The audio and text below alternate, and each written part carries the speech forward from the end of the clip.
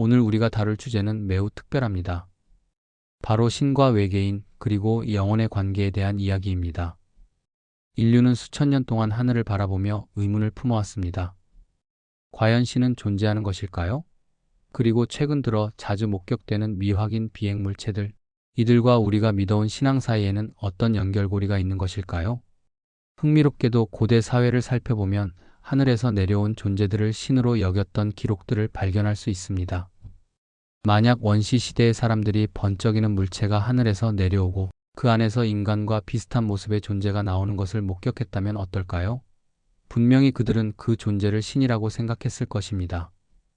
현대 과학으로 우주를 탐사해도 전통 종교에서 말하는 천국의 모습은 찾을 수 없습니다. 하지만 이것이 신의 부재를 의미하는 것은 아닐지도 모릅니다.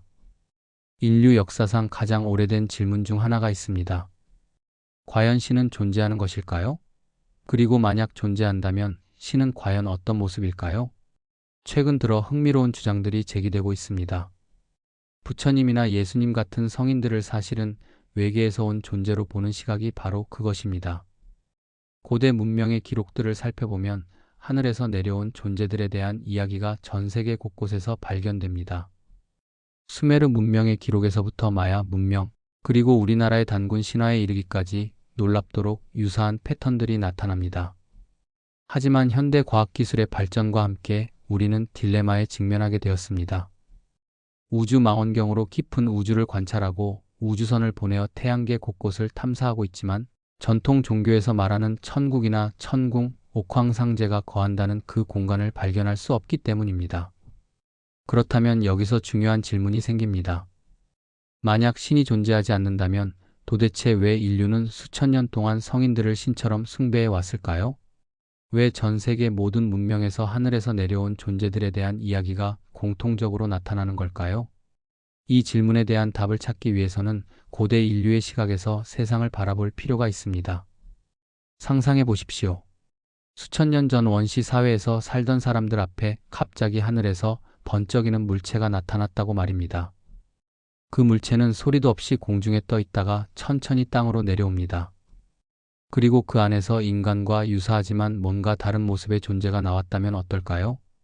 당시의 사람들에게는 화약도 없고 비행기도 없고 심지어 바퀴조차 제대로 발달하지 않았던 시대였습니다.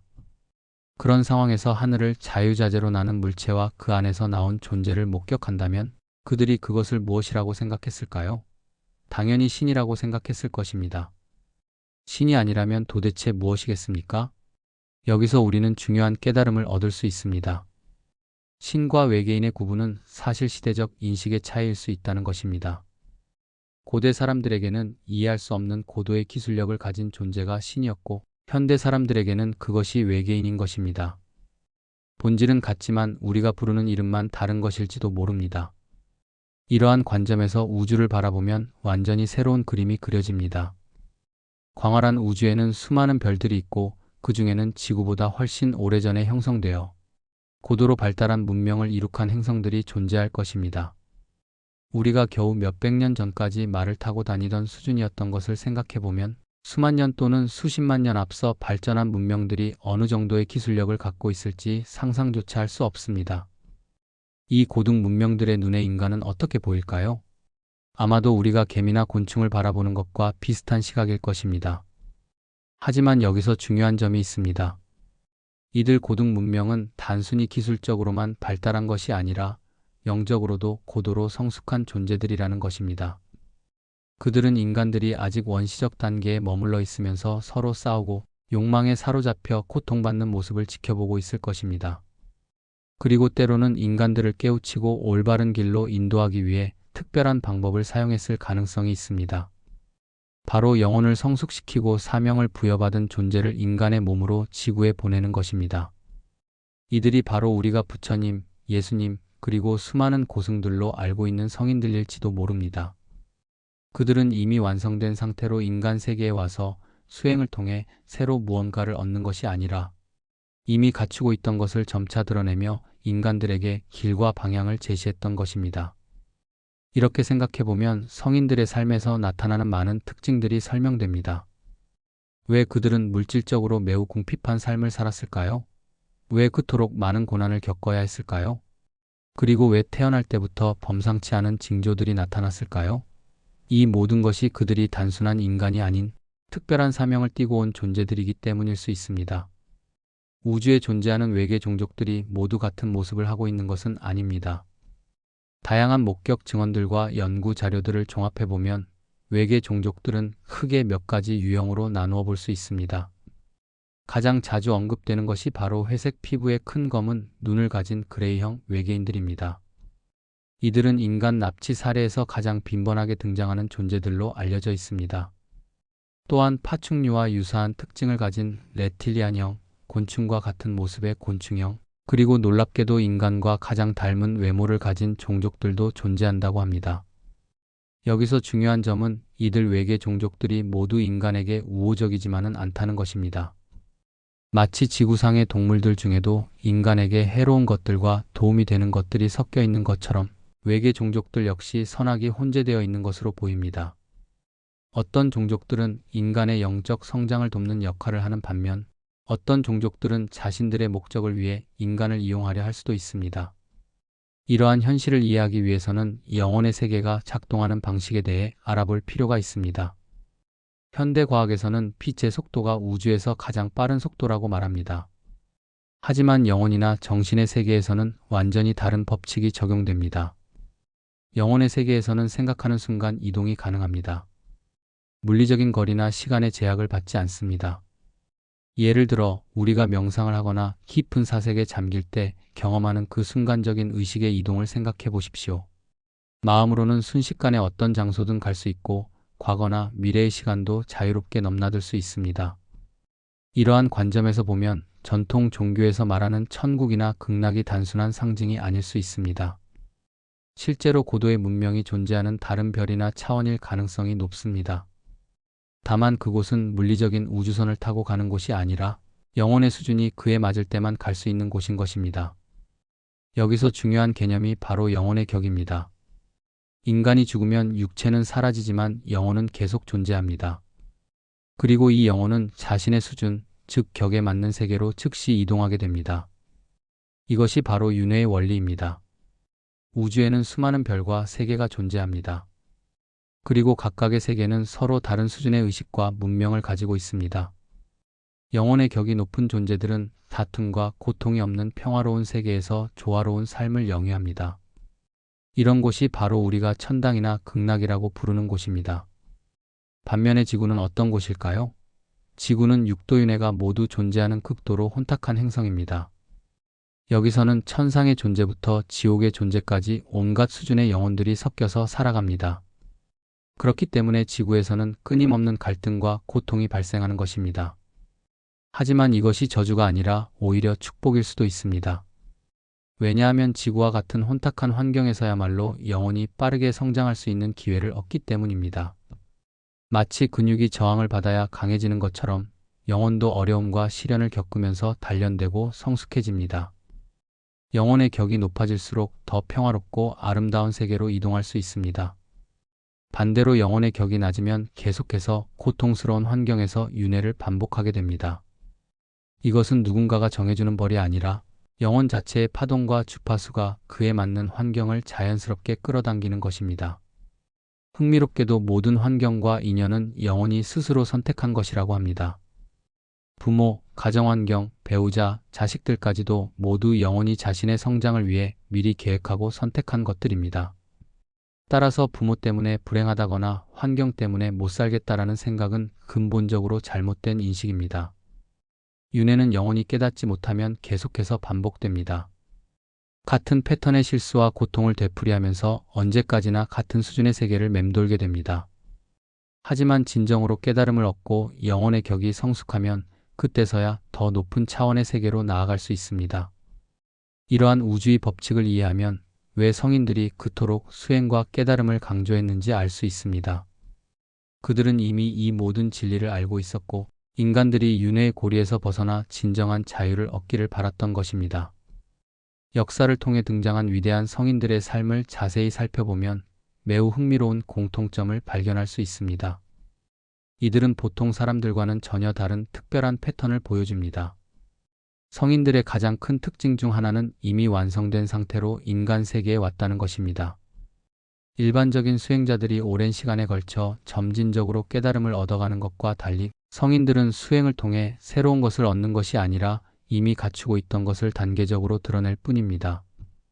마치 구름에 가려진 태양이 시간이 지나면서 점점 모습을 드러내는 것과 같습니다. 이들의 목적은 명확합니다. 인간들에게 길과 방향을 제시하는 것입니다. 그렇기 때문에 성인들의 삶은 항상 물질적으로 매우 궁핍했고 수많은 고난과 시련으로 가득했습니다. 만약 그들이 세속적인 성공과 풍요로움 속에서 살았다면 과연 사람들이 그들의 가르침에 귀를 기울였을까요?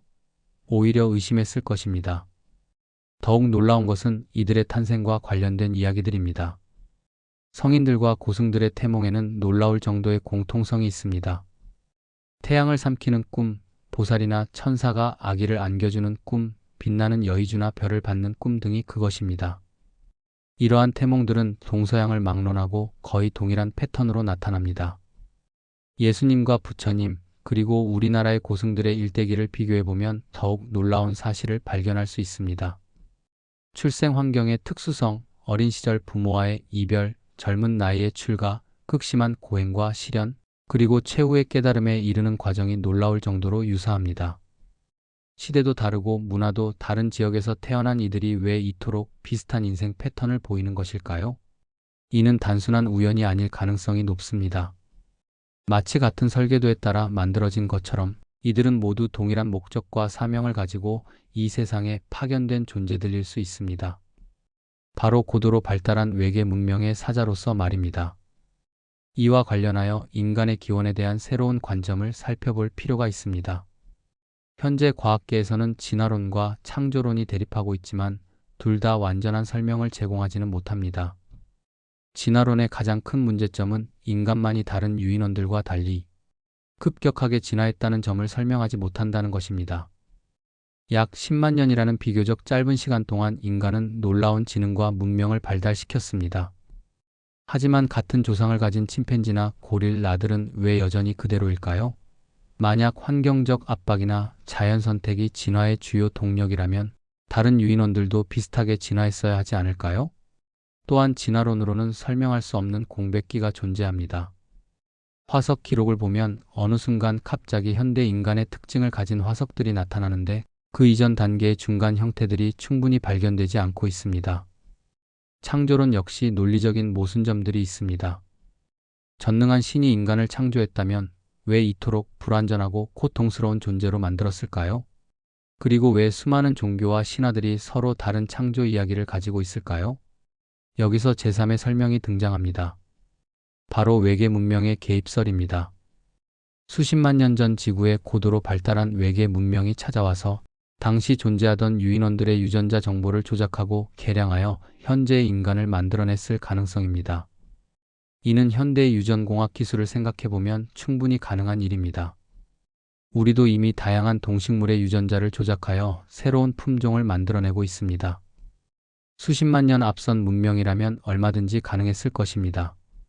이러한 관점에서 보면 인간은 자연 진화의 산물도 신의 완전한 피조물도 아닌 외계 문명의 실험적 창조물일 수 있습니다. 그렇다면 왜 그들이 인간을 만들었을까요? 아마도 영혼의 진화와 성장을 위한 특별한 실험장으로 지구를 설정했을 가능성이 있습니다. 그리고 때때로 이 실험이 올바른 방향으로 진행될 수 있도록 특별한 사명을 가진 존재들을 파견해 왔을 것입니다. 바로 우리가 성인이라고 부르는 이들이 그런 존재들인 것입니다. 이들은 인간의 몸을 빌려 태어났지만 그 영혼과 의식은 이미 고도로 발달한 차원에서 온 것입니다. 그렇기 때문에 어린 시절부터 범상치 않은 모습을 보였고 성장하면서 점차 자신의 진정한 정체성과 사명을 깨달아갔던 것입니다. 이러한 관점에서 보면 인류 역사상 나타난 모든 종교와 영성, 전통들이 하나의 큰 그림 속에서 조화롭게 설명됩니다. 서로 다른 시대와 문화 속에서 나타난 성인들이지만 모두 같은 근원에서 파견된 존재들이었던 것입니다. 많은 사람들이 귀신과 신을 혼동하곤 하지만 실제로는 완전히 다른 존재들입니다. 이 차이를 정확히 이해하는 것은 영적 세계를 올바로 파악하는 데 매우 중요합니다.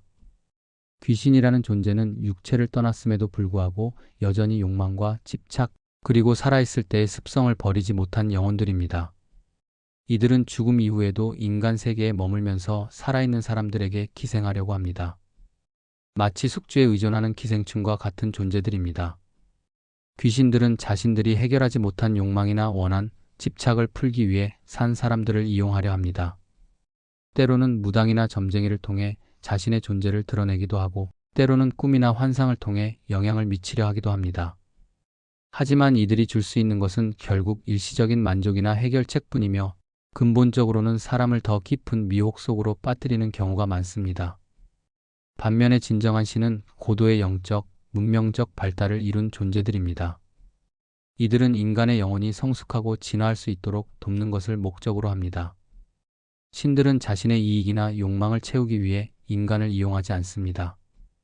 오히려 인간이 스스로 깨달음을 얻고 더 높은 차원으로 나아갈 수 있도록 조용히 지켜보며 때때로 올바른 방향을 제시해 줍니다. 하지만 여기서 중요한 점이 있습니다. 아무리 고도로 발달한 신이라 하더라도 개인의 영혼 진화를 대신해 줄 수는 없다는 것입니다. 각자의 영혼은 스스로 성장하고 깨달아야 합니다. 신들은 길을 제시할 뿐 그 길을 걷는 것은 온전히 개인의 몫입니다. 이와 관련하여 우리가 반드시 알아야 할 중요한 진실이 있습니다. 바로 우리 인생의 모든 것이 우리 자신이 선택한 것이라는 사실입니다. 부모, 가정환경, 배우자, 자녀들, 심지어 우리가 겪는 어려움과 시련까지도 모두 우리 영혼이 스스로 선택하고 계획한 것들입니다. 많은 사람들이 내가 이런 부모 밑에서 태어난 것은 내 잘못이 아니다라고 생각합니다. 하지만 영적 관점에서 보면 이는 완전히 잘못된 인식입니다. 우리는 이번 생에서 경험하고 배워야 할 것들을 미리 계획하고 그에 가장 적합한 환경과 인연들을 선택해서 태어납니다. 가난한 집에서 태어난 사람은 가난을 통해 배워야 할 것이 있기 때문이고, 부유한 집에서 태어난 사람은 부를 통해 배워야 할 교훈이 있기 때문입니다. 어려운 부모를 만난 것도, 힘든 배우자와 결혼하게 된 것도 모두 그런 관계를 통해 영혼이 성장할 수 있는 기회를 얻기 위함입니다. 따라서 내가 불행한 것은 부모 때문이다라거나 환경 때문에 못 살겠다라는 생각은 근본적으로 잘못된 것입니다. 모든 상황은 우리가 스스로 만들어낸 것이고, 그 속에서 무엇을 배우고 어떻게 성장할 것인가는 온전히 우리 자신의 선택에 달려 있습니다. 윤회 또한 마찬가지입니다. 윤회는 처벌이 아니라 기회입니다. 이번 생에서 깨닫지 못하고 성장하지 못하면 다시 한번 기회가 주어집니다. 하지만 만약 계속해서 같은 패턴의 실수를 반복하고 배움을 거부한다면 영혼의 수준이 높아지지 못해 비슷한 수준의 세계에서 윤회를 계속하게 됩니다. 이러한 영적 진실들을 뒷받침하는 현실적인 증거 중 하나가 바로 미확인 비행물체 목격 사례들입니다. 실제로 세계 곳곳에서 수많은 사람들이 기존 물리학, 법칙으로는 설명할 수 없는 비행물체들을 목격하고 있습니다. 이들 미확인 비행물체들의 특징은 매우 놀랍습니다. 완전히 무소음으로 비행하면서도 엄청난 속도를 낼 수 있고, 관성의 법칙을 무시한 채 급정지와 급가속을 반복합니다. 또한 수직으로 상승하거나 하강하며 때로는 공중에서 여러 개로 분열되었다가 다시 하나로 합쳐지는 모습도 목격되었습니다. 이러한 비행 특성들은 현재 지구의 과학기술로는 전혀 설명할 수 없습니다. 우리가 만든 어떤 비행체도 이런 움직임을 보일 수 없습니다. 이는 분명히 우리보다 훨씬 앞선 기술을 가진 존재들이 실제로 지구를 관찰하고 있다는 증거입니다. 이들이 바로 우리가 이야기해온 고도의 외계 문명들일 가능성이 높습니다. 그들은 물리적 차원을 초월한 기술을 가지고 있으며 필요에 따라 지구에 나타나서 인류의 진화 과정을 지켜보고 있는 것입니다. 때로는 직접적으로 개입하기도 하고 때로는 멀리서 관찰만 하기도 합니다. 이 모든 것들을 종합해보면 우리가 살고 있는 현실이 단순히 물질적 차원만으로 이루어진 것이 아님을 알 수 있습니다. 영적 차원과 물질적 차원이 복합적으로 얽혀 있으며 우리의 진정한 여행은 바로 이 복합적 현실 속에서 영혼을 성숙시켜가는 것입니다. 현대 사회에서 우리는 지식의 시대에 살고 있다고 말합니다. 인터넷을 통해 언제든지 원하는 정보를 찾을 수 있고 학문적 성취와 전문 지식이 곧 성공의 열쇠라고 여겨집니다. 하지만 여기서 우리가 놓치고 있는 중요한 구별이 있습니다. 바로 지식과 지혜의 차이입니다. 지식은 외부에서 수집할 수 있는 정보들입니다. 책을 읽고 강의를 듣고 검색을 통해 얻을 수 있는 것들이지요. 이런 지식들은 다른 사람과 공유할 수 있고 전달할 수도 있습니다. 학교에서 가르치는 대부분의 내용들이 바로 이런 종류의 지식들입니다. 하지만 지혜는 완전히 다릅니다. 지혜는 영혼의 깊은 곳에서 우러나오는 것으로 개인의 영적 수준과 직결되어 있습니다. 지혜는 공유할 수도 없고 전달할 수도 없습니다. 오직 개인의 영혼이 성숙해짐에 따라 자연스럽게 피어오르는 것입니다. 아무리 많은 지식을 쌓았다 하더라도 영혼의 수준을 넘어설 수는 없습니다. 박사 학위를 여러 개 가진 사람이라도 영적으로 미성숙하면 어리석은 판단을 내리기 쉽고, 반대로 학력이 없어도 영혼이 성숙한 사람은 놀라운 통찰력을 보여줍니다. 이것이 바로 지식과 지혜의 차이입니다. 지금까지 우리가 살펴본 모든 내용들을 종합해보면 놀라운 결론에 도달하게 됩니다. 신과 외계인 그리고 인간은 사실 서로 다른 존재가 아니라 같은 근원에서 파생된 하나의 흐름이라는 것입니다. 고도로 발달한 외계 문명들이 바로 우리가 신이라고 부르던 존재들일 가능성이 높습니다. 그들은 이미 영적으로나 기술적으로나 완성에 가까운 수준에 도달한 존재들입니다. 인간은 그들의 관찰과 때때로의 개입을 받으며 진화해 나가는 존재들입니다. 우리 모두는 결국 같은 목표를 향해 나아가고 있습니다. 바로 영혼의 완성입니다. 인간의 최종적인 목표는 영혼의 수준을 높여서 윤회의 고리에서 벗어나 고도의 문명이 존재하는 세계에서 다시 태어나는 것입니다. 그곳에서는 더 이상 고통과 갈등이 없는 평화롭고 조화로운 삶을 살게 됩니다. 이것은 먼 미래의 이야기가 아닙니다. 지금 이 순간부터 시작할 수 있는 일입니다. 영혼을 성숙시키는 일은 특별한 능력이나 조건이 필요한 것이 아닙니다. 누구나 할 수 있는 일들입니다. 가장 중요한 것은 명상입니다. 하루 중 잠시라도 조용히 앉아서 자신의 마음을 들여다보는 시간을 가지십시오. 숨을 고르며 마음을 평온하게 하고 일상의 잡념들로부터 벗어나 보십시오. 이런 시간들이 쌓여갈 때 점차 영혼의 깊은 곳에서 지혜가 피어오르기 시작할 것입니다. 또한 마음 관리가 무엇보다 중요합니다. 분노, 질투, 원한, 탐욕과 같은 부정적인 감정들이 일어날 때마다 그것들을 알아차리고 놓아버리는 연습을 하십시오. 이런 저급한 감정들이 바로 우리를 고통의 세계에 묶어두는 끈들입니다. 집착에서 벗어나는 것도 중요합니다. 돈이나 명예, 권력에 대한 과도한 집착은 영혼의 성장을 방해합니다. 물론 이런 것들을 완전히 포기하라는 말은 아닙니다. 다만 그것들에 매달리지 말고 언제든 내려놓을 수 있는 여유로운 마음을 가지라는 것입니다. 무엇보다 중요한 것은 물질적 성공보다 영혼의 성숙을 우선시하는 마음가짐입니다. 세상 사람들이 중요하게 여기는 것들에 휘둘리지 말고 진정으로 가치 있는 것이 무엇인지 깨달으십시오. 아무리 많은 재산을 모으고 높은 지위에 올라도 영혼이 성숙하지 못하면 결국 같은 고통의 윤회를 반복할 뿐입니다. 반대로 비록 세상적으로는 보잘것없어 보여도 영혼이 맑고 성숙한 사람은 이미 해탈의 길에 들어선 것입니다. 그런 사람은 언젠가 반드시 이 고통스러운 인간 세계를 벗어나 진정한 평화의 세계로 나아갈 수 있을 것입니다. 인간 세계에 반복되는 고통에서 벗어나기 위해서는 결국 스스로를 닦는 수밖에 없습니다. 다른 누구도 대신해 줄 수 없는 일입니다. 하지만 그 길을 걸어갈 때 우리는 혼자가 아닙니다.